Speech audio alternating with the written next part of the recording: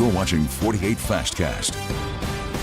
Good afternoon, everyone. I'm Margot Gray with your 48 Fastcast. This is your digital version of your top headlines in a short, fast newscast. I can't believe we've already made it to Wednesday. So let's jump in. Nearly 24 people are now behind bars following a major drug bust in Huntsville. So this is the first drug bust under the Agent Clardy III Act. The act is named after Billy Clardy III. So he was a drug agent with Stack, and he also... Our prompter is going crazy here, so let me just fix this really quickly. Who was killed, if you can jump in back there, Will. The act is named after Huntsville Stack drug agent Billy Clardy III, who was killed while conducting a drug trafficking operation in 2019. So authorities came together this morning to showcase that bus with almost $5 million worth of drugs and guns.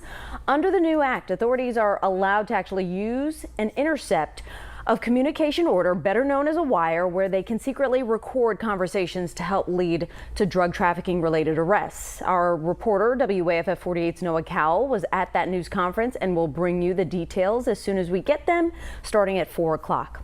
All right, guests at a Madison hotel received an unexpected awakening this morning after a fire broke out. Officials say the fire started in the kitchen of the Madison Inn and Suites around 3 this morning. Crews arrived on scene to see smoke and part of that fire.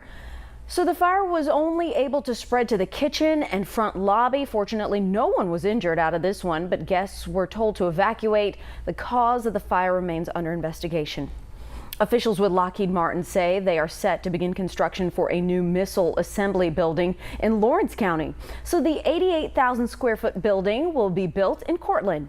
In 2021, Lockheed Martin opened an advanced production facility which supports defense programs for the Army, Navy, and Missile Defense Agency. Officials say the new building is proposed or will be built for the Next Generation Interceptor program.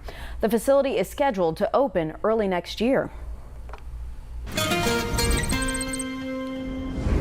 A rainy Wednesday out there for many locations. Lots of heavy rain this morning. Some parts of Middle Tennessee and Franklin and Moore County had over 3 inches of rainfall, and we're not done yet. Right to the radar, we do have some rain falling for areas east, but there's this big break in the middle. But the most significant rain right now is falling in Colbert and Lauderdale counties, and a lot of lightning, and I imagine some gusty winds with that, up to about 40 miles an hour. And that's also where we have currently a flash flood warning for parts of western Lauderdale County, northwestern Colbert County. Some areas have already picked up 2 to 3 inches of rainfall with this slow-moving system, and additional rain is expected before it comes to an end.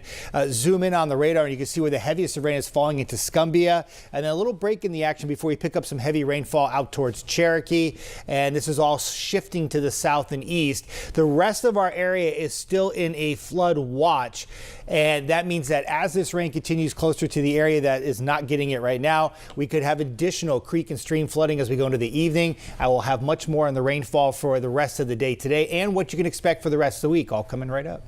Well, still ahead, the Better Business Bureau is warning shoppers of knockoff versions of a very popular toy out there right now. We'll tell you how you can spot the fake ones after the break.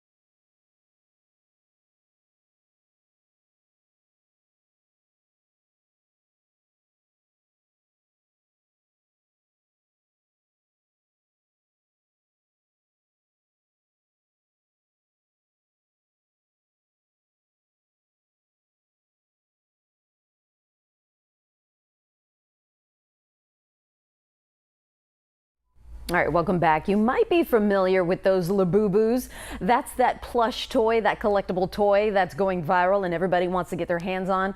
Officials with the Better Business Bureau, or BBB, say they are receiving several reports of scammers selling these knockoff versions of the toy.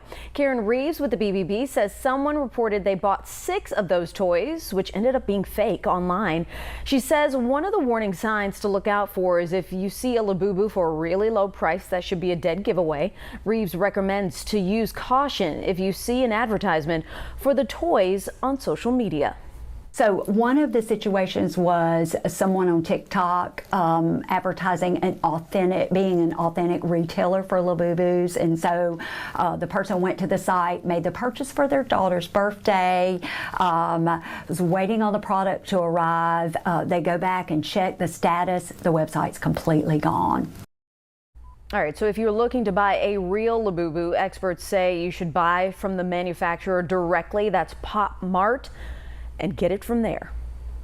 Now, your 48 First Alert weather forecast with meteorologist Jeff Denoyer. Now, rainfall started this morning. Jada Russell was on this morning covering the rainfall that was heavy at times, prompted a flash flood warning for parts of Moore and Franklin counties in Tennessee. Areas east of I-65 is all rain cooled right now. So all this is just some shower activity. But where the temperatures are still heating up throughout the early afternoon was far northwest Alabama. And that has ignited this little pocket of showers, thunderstorms, and even some gusty winds with the thunderstorms, and a lot of lightning in and around the Cherokee area right now. This storm is moving and drifting slowly to the south and east. The leading edge of the heaviest of rainfall now is moving into the Leeton area. And I would imagine if you're in Leeton or Town Creek, you probably have your winds picking up just a bit, maybe 30, 40 miles an hour. Certainly northwest Alabama regional getting some heavy rainfall now, mainly south of Florence into Shoals and Sheffield and Tuscumbia is where the heaviest of rain is falling at this time. And then you track along 72 and you pick up all these lightning strikes in and around Cherokee, where I imagine it is raining very hard and continuing to come down here for at least another 30 minutes before finally trickling to the east. And the Shoals camera verifies the rainfall happening right now. The temperature dropped dramatically when the rain started. It was like 87 down to 73 in a matter of minutes. It was that cool. So all this rainfall across the deep south, and still a few more showers and storms to get through for the rest of the afternoon into the evening hours. Once we get into the evening by about 8, 9 o'clock, most of the rain will come to an end. The rest of the night will be dry, but we're not done yet. We still have another opportunity for rain tomorrow. So temperatures, some 70s east, in the middle where we have a little lull in the action, some 80s, and then west where we pick up more in the way of heavy rainfall, temperature down to 73 in the Shoals. And it all comes down to where you're located. You get that rainfall, it really does cool your air off quickly. Slight chance of a shower Friday after another high chance of rain on Thursday, and then into the weekend on Saturday, drying out and heating up. Temperatures, I bumped them up into the mid-90s. Feel like temperatures for both afternoons will be right around 105 degrees. Ooh, it's going to be steamy. So that will wrap up this Wednesday edition of 48 Fastcast.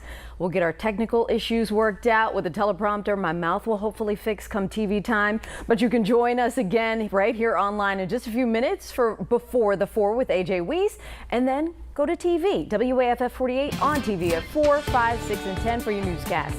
Thank you for watching. Have a great Wednesday afternoon.